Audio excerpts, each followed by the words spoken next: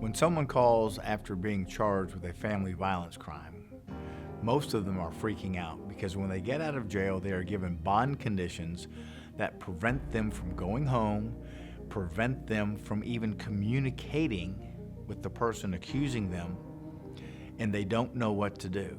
The first thing that we're going to do is do everything we can to lower their stress level, and we start that process. One, we're going to start to prepare to fight the restrictions on the bond or the protective order so they can go home and have communication with the victim. Most victims want communication, and most victims want their loved one back home. Second of all, when we have a victim who is cooperative, we are going to bring them in and work with them in starting to formulate a defense where they will be a part of. For most victims, when they call the police, they want help to end the argument, not that they want someone to go to jail. Some of the biggest mistakes people make when they're facing a family violence charge is that they don't hire a lawyer soon enough, and they will start violating their bond conditions. When someone violates their bond conditions, if they get caught, they can actually be charged with another crime. Second of all, they will hire a lawyer who is not truly going to fight for them or have their best interests at heart. When people hire us, we're going to do everything we can to put our client in the best possible position. And many times we are sitting down with the victims within the first week, working with the victim to get on our defense so we can modify the bond conditions, modify a protective order, get them back home, make sure that they don't have to keep living in a hotel, and start working towards the most effective defense so we can help get their life back on track. You may be wondering what to look for when hiring a family violence lawyer. First and foremost, you need to hire someone who has experience.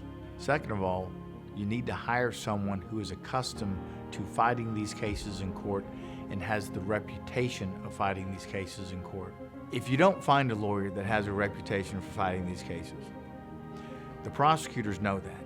And as a prosecutor, if a lawyer's coming in and they know they're never going to fight the case, they don't have incentive to try and negotiate or give someone the best possible deal because they're never going to fight it. The lawyer who's going to fight it and the lawyer who is known for fighting it, those are the lawyers who are going to get the better deals. They go to court. They fight for their clients. They put in the time and the effort, and they fight in the courtroom, and the judge, although may never golf with them or go out with them or have dinner with them, has more respect for that person because that's the lawyer who fights for their clients, and that's what we do for the people who hire us. When someone is charged with a violent crime and they're putting off contacting a lawyer, they're doing themselves more harm than good because nothing is being done to start defending them. Nothing is being done to start preparing a defense. Thus, that lawyer who up front I thought was unaffordable actually was affordable if I planned correctly. A lot of people want a lawyer to take care of their problem. And so when someone comes in, they hire a lawyer because the lawyer says, I can take care of you, don't worry, I got this. They are telling the person what they want to hear, not what they need to know. And at my firm, we always tell people what they need to know, not what they want to hear. And by telling people what they need to know, we can most effectively defend them.